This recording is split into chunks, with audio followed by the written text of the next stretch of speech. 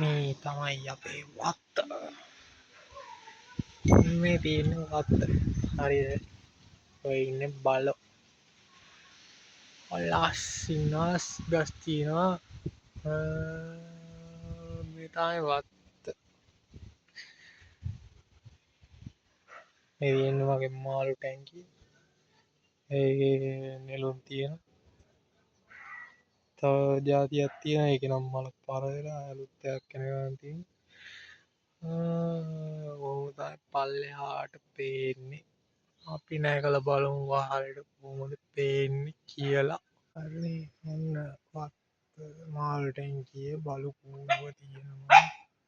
ඔන්න මෙතනින් තමයි ගහට වලට නගින්නේ මෙන්න මෙතනින් තමයි.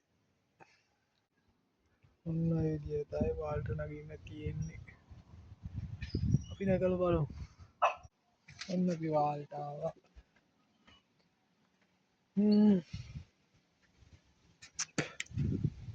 ඔන්න ඔය විදිහට තමයි වලට වත්ත පේන්නේ.